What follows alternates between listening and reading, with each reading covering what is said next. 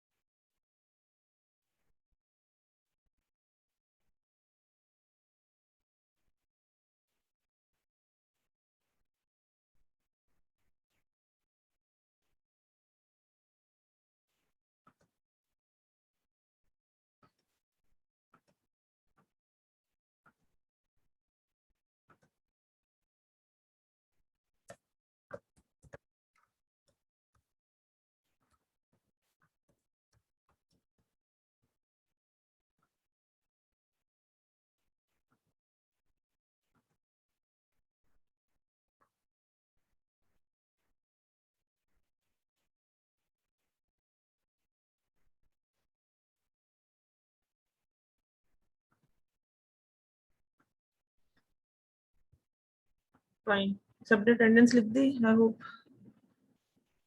Now today I will be starting with the last chapter of your EDA, and that is the dynamic programming. Okay. Good morning ma'am. Good morning. Ma'am मेरी attendance लगा दीजिए। बच्चे chat box में लिखो सारे। Okay. किसी की भी अटेंडेंस रहती है चैट बॉक्स में लिख दो।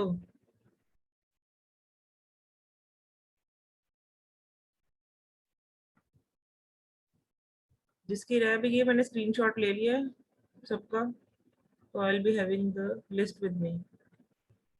फाइन। ओके, ठीक है। The last chapter is dynamic programming.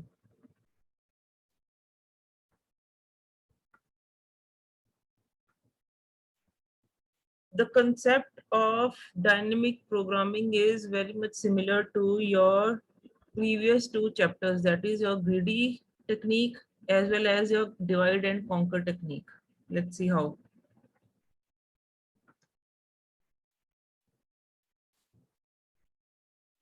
A dynamic programming is a general algorithm design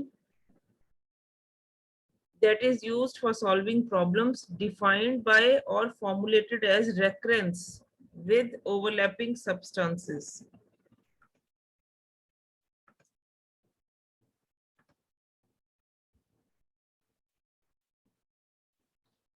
ये उन प्रॉब्लम्स को सॉल्व करता है डायनेमिक प्रोग्रामिंग जिनकी जो डेफिनेशन है या जिनका सॉल्यूशन है that is defined as a recurrence repetition. Recurrence means repetition with overlapping substances. Recurrence में there should be the overlapping, means when there is a repetition of the problem, ठीक है, that repetition involves some overlapping values. Got it? ठीक है, जैसे हम कहते हैं कि एक प्रॉब्लम है, एक प्रॉब्लम को हमने दो प्रॉब्लम्स में तोड़ा है, तो these two problems must have something in common between them. ठीक है, रेकरेंस की एक कंसेप्ट ले रहा, डिवाइड एंड कॉन्कर किसके ऊपर था, रेपिटेशन के ऊपर बेस्ड था, ठीक है, लेकिन उसकी रेपिटेशन में ओवरलैपिंग कहीं नहीं आती। यहाँ पे there is a difference between divide and conquer and dynamic on this point only कि डिवाइड एंड कॉन्कर सिंपली उसको डिवाइड करता था, रेपिटेशन करवाता था उनकी, recurrence of the same task again and again, but there is no repetition. ठीक है, here the solution will be based on the repetition and with overlapping, that is there is something common in between the two. This is basically invented by a American mathematician Richard Bellman in 1950s to solve optimization problem. What is optimization? Optimization क्या था, greedy में पढ़ा था आपने,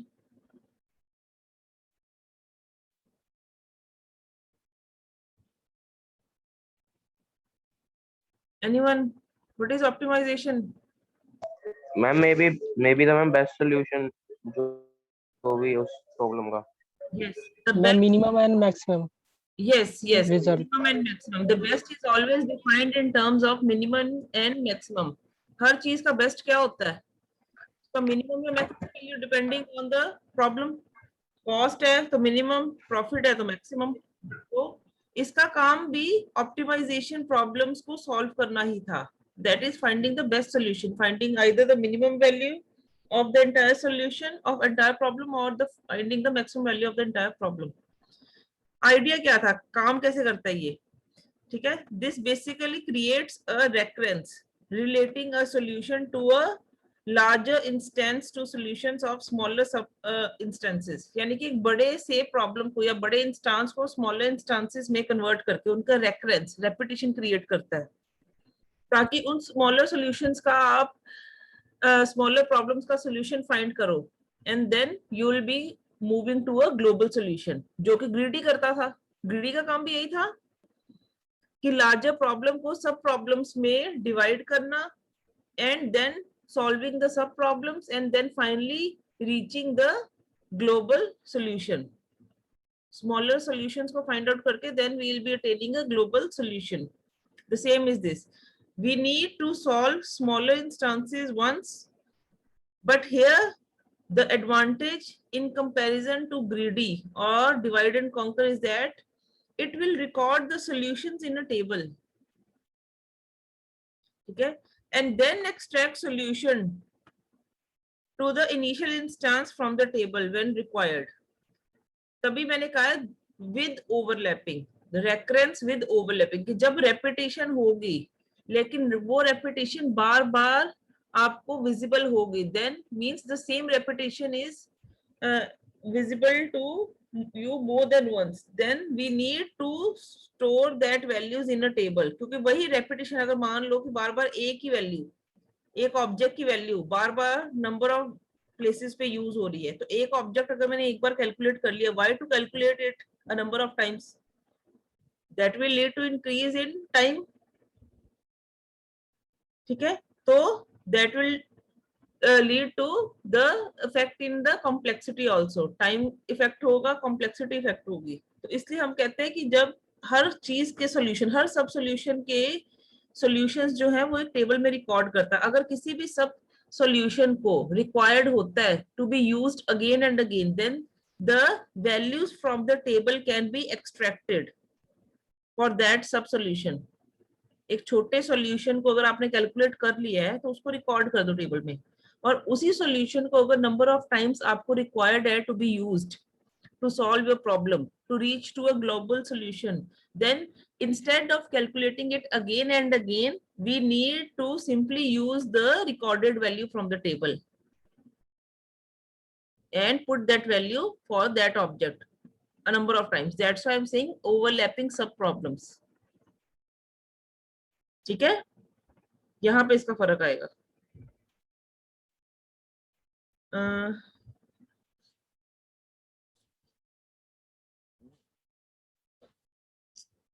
applicable when problems are not independent, ये तभी applicable है जब वो इंडिपेंडेंट नहीं हो, मतलब देयर शुड बी ओवरलैपिंग, तब इसका बेनिफिट मिलेगा आपको। क्योंकि टेबल में स्टोर करना, अगर उनमें कोई कॉमन चीज है ही नहीं है, बार बार रेपिटेशन सेम चीज की हो ही नहीं रही, then there is no fun.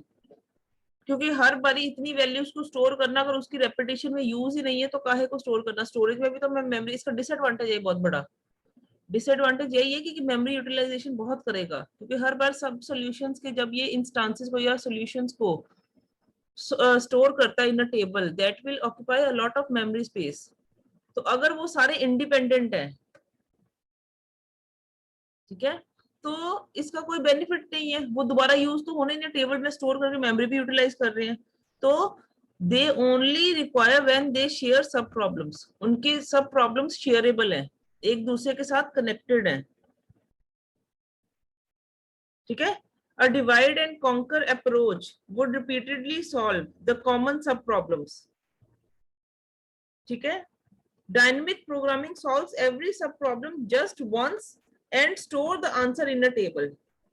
वो सब प्रॉब्लम्स को पूरी तरह सॉल्व करता है, जो भी है, चाहे उसमें रेपिटेशन है चाहे कुछ नहीं है। इसमें वैसे रेपिटेशन नहीं होती डायनेमिक में, इनमें रेपिटेशन हम कहते हैं देयर इज ऑलवेज।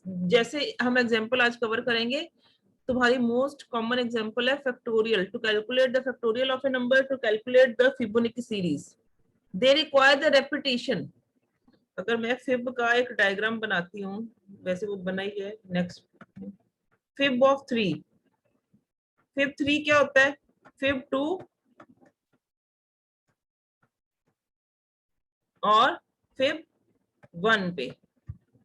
0 और 1 जो होते हैं बेस कंडीशंस होते हैं। 2 फिर से डिवाइडेड होता है 0 में और 1 में। If I go for this to calculate the fibo of 3, fib 0 base condition को उठाएगा वहां से और यहाँ पे वैल्यू 0 फिल करेगा। फिब ऑफ 1 1 वैल्यू उठाएगा, यहाँ पे 1 फिल करेगा। 0 और 1 के बेसिस पे फिब 2 स्टोर हो जाएगा टेबल में 2, ओ सॉरी 1, 0 + 1 काउंट्स टू 1। अब फिब ऑफ 1 ये ऑलरेडी यहाँ पे काउंट हो चुका है, कैलकुलेट हो चुका है, तो इसको instead of calculating it again, तो वो टेबल में से इसकी वैल्यू उठाएगा 1, and 1 + 1 fib of 3 will be stored in the table as 2। ऐसे जब फिब ऑफ 4 होगा, फिब 3 रेपिटेशन में आएगा, तो उसकी वैल्यू वो 2 यहाँ से एक बार में कैलकुलेट कर लेगा, बार बार कैलकुलेशंस में नहीं जाता वो। ठीक है। ऑप्टिमाइजेशन प्रॉब्लम्स का यूज क्या है? A set of choices must be made to get an optimal solution. Optimal solution के लिए हमारे पास बहुत सी चॉइसेस होती हैं। ठीक है। The solution with the optimum value, that is the minimum or the maximum. There may be many solutions that lead to optimal value. Our goal is to find an optimal solution. ठीक है।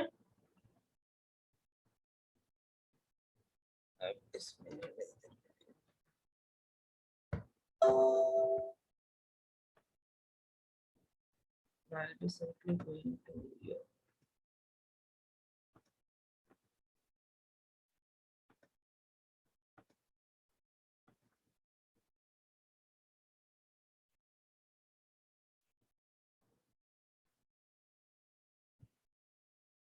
yes.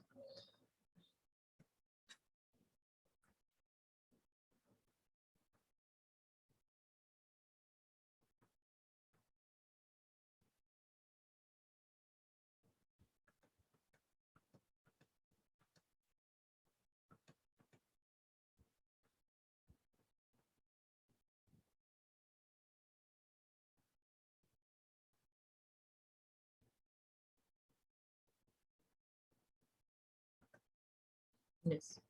ठीक है। Dynamic programming. It is a mathematical optimization method which was developed by Richard Bellman in 1950. The concept has been adopted in computer programming to solve numerous problems which needs optimization. जिनको optimization की need है, optimization problems के ऊपर इसका focus था, either to calculate the minimum or the maximum value. ठीक है। So dynamic programming is used for optimization problems. The optimization problems are those which require either the maximum or the minimum values. There has been a wide range of applications that involves the huge data to be processed and time efficiency is the requirement. ठीक है। इन cases में dynamic programming में जो time है that is as compared to rest of the problems is very less. क्यों? क्योंकि सब solutions के सब प्रॉब्लम्स के जो सॉल्यूशंस है they are already stored in table, तो उनको कैलकुलेट करना इज इजी। ठीक है। तो हम ये कहते हैं कि if the previous problem, if the same problem is solved using divide and conquer or greedy approach is of the complexity of exponential power, अगर कोई प्रॉब्लम की कॉम्प्लेक्सिटी एक्सपोनेंशियल फॉर्म में है, then by using the dynamic programming, then solving the same problem using dynamic programming will reduce the complexity of the problem from exponential to a polynomial value. Getting? एक problem जो already हम divide and conquer या हम greedy approach से solve कर रहे थे, ठीक है, उसमें हमें जो प्रॉब्लम की कॉम्प्लेक्सिटी है that is of the exponential form. अगर वही प्रॉब्लम को हम यूजिंग डायनेमिक प्रोग्रामिंग सॉल्व करने की कोशिश करते हैं then the complexity is reduced to polynomial value. क्यों? क्योंकि टाइम जो है that is very much reduced because of storage. Disadvantage storage का जरूर है लेकिन time factor is very important, ठीक है। Dynamic programming can be applied to those problems which satisfy the two characteristics. अगर ये दो कैरेक्टरिस्टिक्स हैं तभी डायनेमिक प्रोग्रामिंग एप्लीकेबल है, नहीं तो इसका कोई फायदा भी नहीं है, फिर ये नुकसान में चली जाएगी। जैसे मैंने कहा है ओवरलैपिंग सब प्रॉब्लम, अगर ओवरलैपिंग नहीं है, सेम सेम सॉल्यूशंस आपको मल्टीपल टाइम्स नहीं दिख रहे, सेम सब प्रॉब्लम्स मल्टीपल टाइम्स नहीं दिख रही, ओवरलैपिंग यानी कि the visibility of the same sub problem a number of times, that is termed as overlapping। सुना है ओवरलैपिंग वर्ड के नहीं?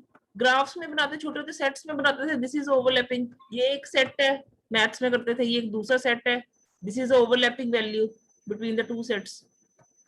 आई होप याद होगा ओवरलैपिंग वर्ड, बहुत जगह मैथ्स में यूज होता है। Yes ma'am. ठीक है, यस मैम। अगर ओवरलैपिंग नहीं है बच्चे, अगर सेम सब प्रॉब्लम नंबर ऑफ टाइम्स नहीं दिख रही तो इसका कोई फायदा नहीं, क्योंकि इसने इतनी स्पेस यूटिलाइज कर लेनी है और तुम्हारा टाइम फैक्टर भी रिड्यूस नहीं करेगा, तो फिर क्या फायदा? टाइम फैक्टर तभी रिड्यूस होगा अगर ओवरलैपिंग होगी, तो अगर ओवरलैपिंग नहीं होगी, टाइम फैक्टर रिड्यूस नहीं हुआ लेकिन स्पेस लग गई, तो ये नुकसान में चला जाएगा। तो इसलिए कहा है कि ये तभी एप्लीकेबल है, ये तभी इसका फायदा दिखेगा आपको अगर ओवरलैपिंग होगी, ठीक है। And secondly optimal substructure property, यानी कि you need to focus on the optimal values of sub problems, ठीक है, every time. Now the overlapping of sub problems, अगर इसमें हम दें, इसकी सबसे बड़ी एग्जांपल है फिबोनाची सीरीज। फिबोनाची सीरीज क्या है? As you can see from the graph, this is the f6 factorial up to 6 numbers, ठीक है। f6 कैलकुलेट करने के लिए I need to calculate f5 and f4। For f5 I need to go for f4 f3, same f3 f2 and so on, the table goes like this because every termination point is either f0 f1। हम लिखते हैं ना f of 0 क्या होता है Fibonacci series में?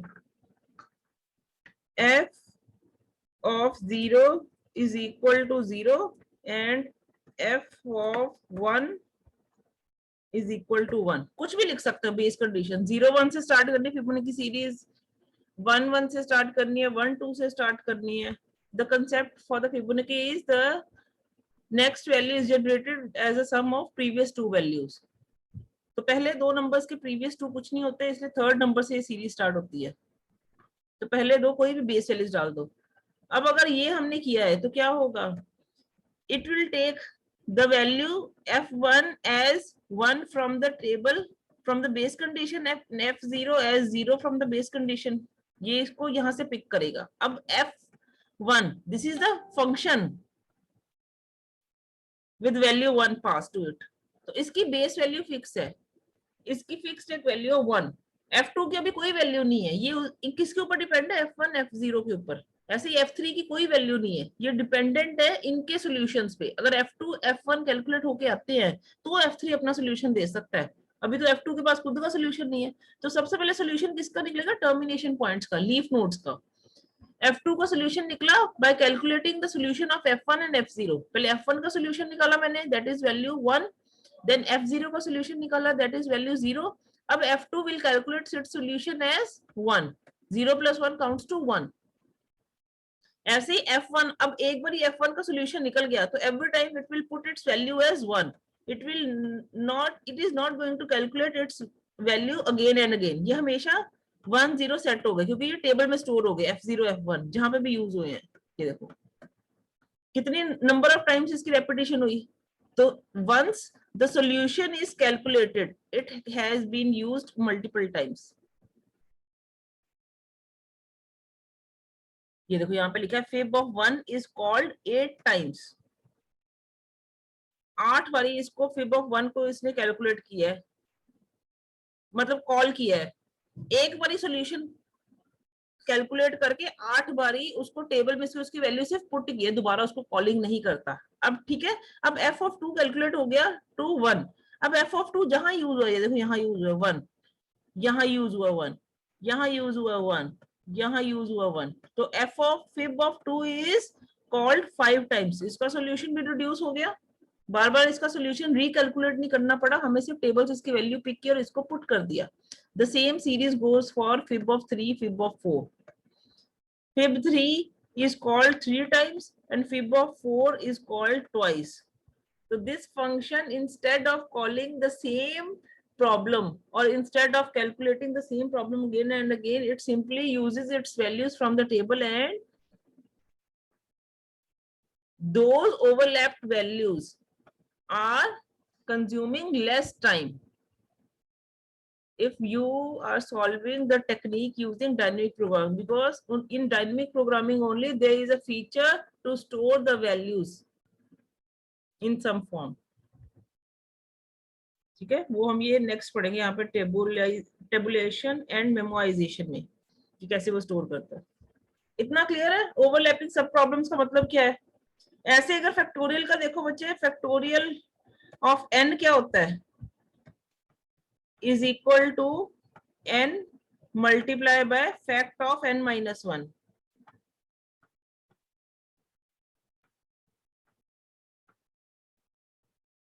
ठीक है, अब वो n माइनस 1 है, उसके बाद नेक्स्ट है, उसके बाद नेक्स्ट है, एंड सो ऑन। तो ये भी ऐसा ही एक रेपिटेशन का प्रोसीजर है।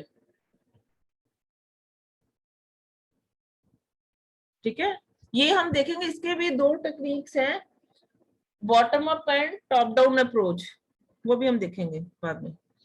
अभी इतना क्लियर है फिबो सीरीज की एग्जांपल के बेसिस पे ओवरलैपिंग का मतलब कहाँ पे आता है? Yes ma'am. फाइन। नेक्स्ट है optimal substructure property. Optimal substructure property वही है कि हमें इसका ऑप्टिमम आंसर चाहिए। ठीक है, जैसे any problem is said to have optimal substructure property if the optimal solution of the problem can be obtained from the optimal solution of its sub problem। हम कहते हैं कि हमें ऑप्टिमल आंसर चाहिए।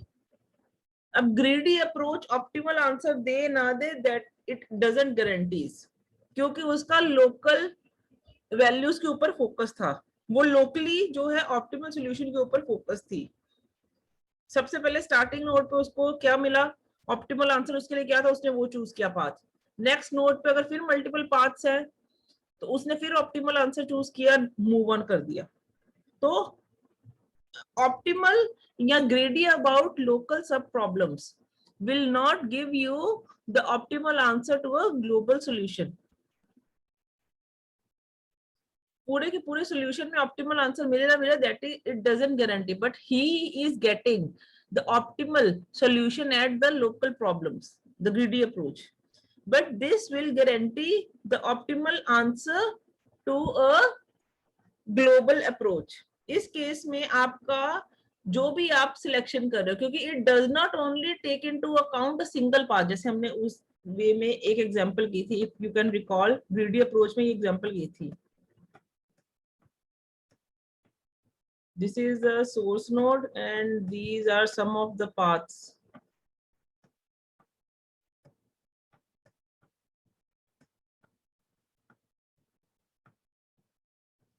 आई होप मैंने greedy का जब first time आपको करवाया था, मैंने यही एग्जांपल उस वक्त भी ली थी। This is the source point, this is the destination point. ठीक है, उस वक्त हमने क्या किया था, let it be this is taking into account 10 distance, this is taking into account 20 distance, let this be taking into account 2 values of distance. अब distance में हमारा काम हमेशा ये होता है, less we need to travel less in order to reach to the destination point. अब according to greedy approach, हमने ग्रीडी किसके लिए हुए थे, 2 के लिए। ठीक है, क्योंकि ऑप्टिमल आंसर हमें लोकल पॉइंट पे यही दिख रहा था कि यही बेस्ट है, इस पाथ को फॉलो करना। इसको ग्रेडी होके आगे चल पड़े। अब आगे मान लो इसका 10 है, इसका 5 है, फिर इसका 3 है, इसका 4 है, इसका सीधा 100 हो गया, लेट इट बी। और इसका 50 हो गया लेटर बी। अब शुरू में इसके लिए ग्रेडी हुए, एक बार ये पाथ स्टार्ट कर दिया तो we need to follow that path only, हमें 100 वैल्यूज को देन अप्रोच करना ही पड़ेगा, then we go for the next 50 values and then we will be reaching to the destination. क्योंकि यहाँ पे बैक ट्रैकिंग नहीं थी, हम वापस नहीं मुड़ सकते ग्रिडी में। लेकिन इस केस में हमें ये फायदा है, no doubt, if you are greedy about a local value, optimal sub problem का ये क्या है सोल्यूशन, ऑप्टिमल सोल्यूशन क्या है, this is only 2, but when it goes to next level, ठीक है। अब इस केस में क्या है, इसने रेस्ट 2 को इग्नोर नहीं किया या इनको लीव आउट नहीं किया, इसने इन दोनों को भी अपने टेबल में स्टोर रखना है वैल्यूज को।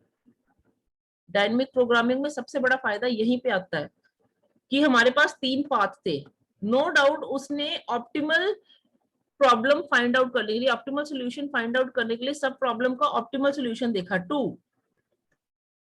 ये 3 सब प्रॉब्लम्स हुई कि यहां से पहले एक नेक्स्ट पाथ तक तो पहुंचो, इसके लिए 10 वैल्यूज है, इसके लिए 20, इसके लिए 2 है, तो ऑप्टिमल सॉल्यूशन उसके लिए 2 ही है, it will take that value. But the problem is 10 and 20 को इग्नोर नहीं करता, उनको टेबल में स्टोर रखता है, it will take into concern the 2 values also, ठीक है। तीनों की तीनों वैसे वो स्टोर ही करता है, then it will take into the next possible optimal solution, that is 5, 10 and 10, 100. Then it will count which one is giving you the optimal answer, the combination of all two, 10 plus 5, 15, 20 plus 10, 30, 2 plus 100, 102. So 10 plus 5 is giving you the optimal answer.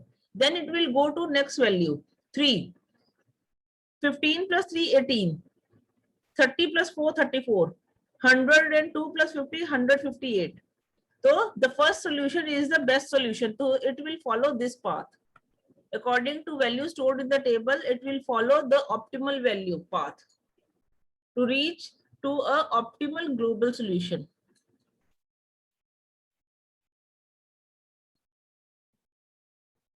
ठीक है, उसका concern local values पे होता है, optimal पे focus होता है उसका लोकल भी, बट वो नेक्स्ट 2 वैल्यूज को जो स्टोर रखता है तो उसके बेस पे कभी भी अपना डिसीजन चेंज करके उसने ग्लोबली ऑप्टिमल सॉल्यूशन पे फोकस रखना अपना, कि जब तक प्रॉब्लम सॉल्व नहीं हो जाती then it will be doing a comparison which one is the best, उसको सिलेक्ट करेगा वो, ठीक है। In case of Fibonacci series problem, it can be said that to have optimal substructure property because optimal solution of this problem can be obtained from the optimal solution of its sub problems. बस छोटी छोटी problems का सब जो optimal answer calculate करते रहो तो तुम ग्लोबली ऑप्टिमल सॉल्यूशन पे पहुंच जाओगे। Clear to this point?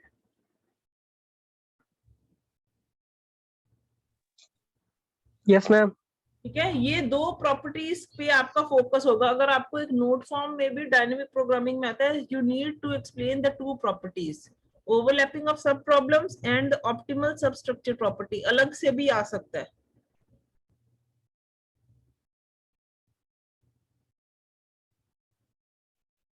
ठीक है, चले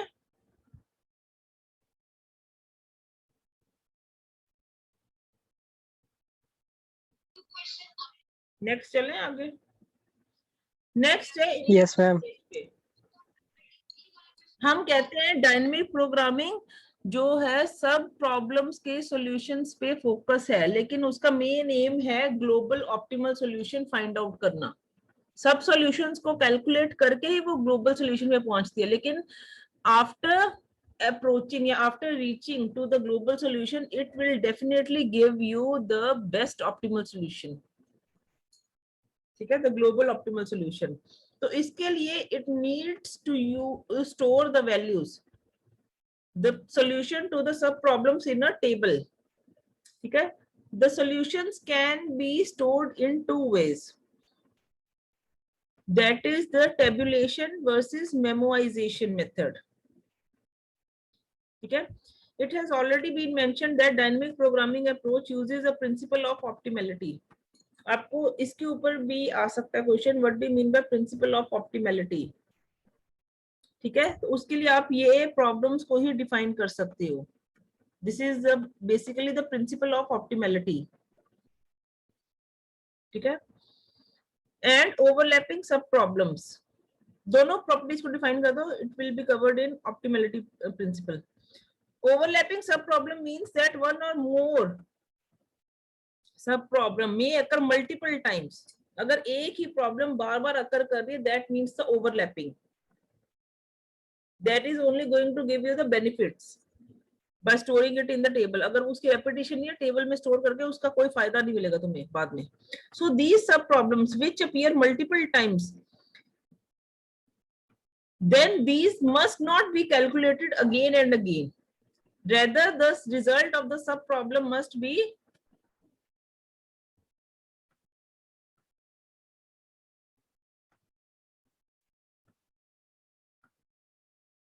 stored somewhere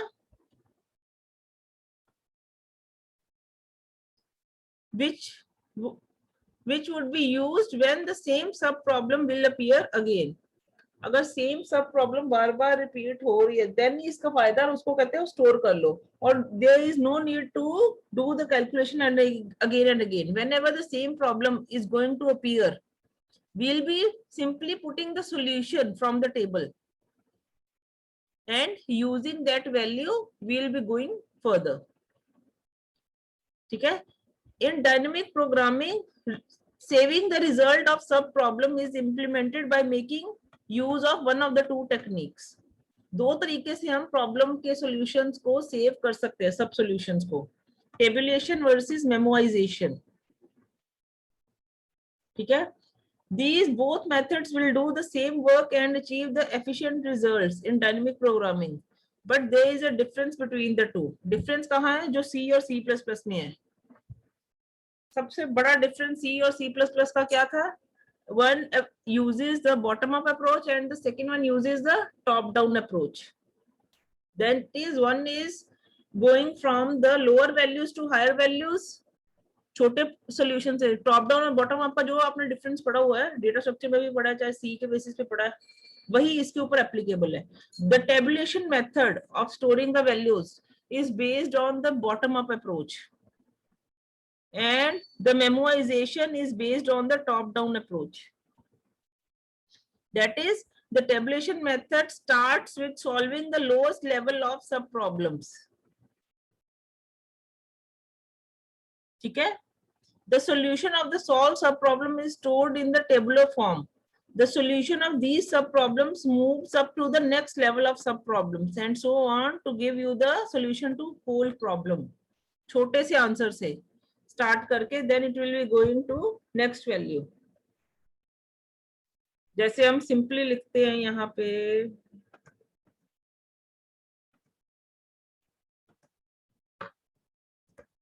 fact is equal to fact multiply by i. हम लूप चलाते हैं. हम क्या करते हैं यहाँ पे, एक लूप चलाते हैं for I is equal to 0 semicolon I less than equal to n, या I equal to 1 से स्टार्ट करो, सॉरी 0 से तो वो 1 I plus plus. What is this? This is the loop to calculate the factorial of a number n. ऐसी loop लगाते हैं n number का फैक्टोरियल कैलकुलेट करने के लिए. नॉर्मली हमने करना है विदाउट रिकर्शन. ठीक है. उसमें क्या करते हैं, जैसे 5 का फैक्टोरियल करना है, हमने लूप चलानी है 1 to 5. तो क्या करते हैं, फैक्ट में हम पहले ही इनिशियलाइज कर देते हैं वैल्यू फॉर 1. ठीक है. पहले फैक्ट इनिशियलाइज हो जाता है इज इक्वल टू 1. अब इस केस में क्या होगा, व्हेन 1 इज मल्टीप्लाई विद 1, तो it will store 1 as a result, that is the factorial of 1. वो कैलकुलेट कर चुका है. जैसे ही i इक्वल टू 2 इंक्रीमेंट होगा, अब 1 ऑलरेडी स्टोर था, 1 into 2 कैलकुलेट्स टू 2, फैक्टोरियल 2 की तरफ मूव कर गया. फैक्ट 2 i2 होते ही फैक्टोरियल 2 कैलकुलेट हो चुका अभी तक. ठीक है. ऐसे i इक्वल टू 3 होगा, अब 2 into 3, फैक्टोरियल में 2 आंसर था, i की वैल्यू 3 है, 2 into 3 6, तो वो 6 की तरफ मूव कर जाएगा एंड सो ऑन. यानी कि उसने बेस कंडीशन से स्टार्ट किया है, लोअर वैल्यू से स्टार्ट किया है and it will be going up to the last value. This is termed as bottom up approach. छोटे से स्टार्ट करके then going towards the highest. यही अगर मैं फैक्टोरियल को आपका इस तरह से लिखती हूँ, fact of n is equal to fact of n minus 1 multiply by n. This is using recursion. यही लिखते हैं फंक्शन यूजिंग रिकर्शन में, ठीक है। अब इस केस में क्या है, सीधा उसने फैक्टोरियल 5 की बात की। फैक्टोरियल 5 के लिए वो क्या कहता है, you need to calculate factorial 4 and multiply it with the value 5। So that is going from higher value to lower value. So this approach of calculating any problem is termed as top down approach. Top से start किया, वो bottom की तरफ आ रहा है, base condition को approach कर रहा है, क्योंकि factorial जैसे ही इस केस में हम क्या लिखते हैं, fact of 1 को already हम define करते हैं is equal to 1. This is a base. जब top down की तरफ आते हैं तो base condition mention करना हमें जरूरी है कि रुकना कहाँ पे है। Getting? So this is the same Yes, ma'am. between the tabulation. This method of calculating the factorial is termed as using tabulation method, calculating the solution using tabulation approach, and this method of calculating the factorial is termed as using the memoization approach. We move from higher values to lower values. ठीक है, तो the tabulation method is the bottom-up approach which starts with solving the lowest level of sub-problems. The solution of the solved sub-problem is stored in table. जैसे fact 1 calculate हुआ, solve हो गया, तभी fact में store हो रहा है, वो एक तरह से fact of 1 स्टोर हो गया, ठीक है। The solution of these sub-problems moves up to next level of sub-problems and so on up to the solution of the whole problem is attained. The time is saved when a sub-problem needs the answer to a sub-problem which has already been solved and its value has been stored in the table. So there is no need to solve the problem again. We only need to get the answer from the table. उनको दोबारा solve नहीं करना। Fact of 1 अगर एक बार calculate हो गया, इसका कहने का मतलब फैक्ट 1 स्टोर होगा, अगर दोबारा वो कहीं यूज होगा तो फैक्ट 1 उसकी वैल्यू पिक होगी, सॉल्यूशन दोबारा रिकैलकुलेट नहीं होगा। The same is with memoization. It is the top-down approach which starts from the highest level of sub-problem, which are close to the original problem. Original problem के ही close होंगे, जैसे फिर 5, factorial 5. This method recursively calls the next level of sub-problems and so on. Whenever we solve a sub-problem, we store its result so that we don't end up solving it repeatedly. जैसे fib का example आया था, fib 3 2 बार आ गया, fib 2 5 बार आ गया, fib 1 8 times आया था, तो जितनी बार मर्जी रिपीट हो जाए ऊपर से नीचे आते हो, तो उसने एक बार जब कैलकुलेट कर लिया उसको दोबारा कैलकुलेट नहीं करेगा, फर्स्ट टाइम कैलकुलेशन करेगा।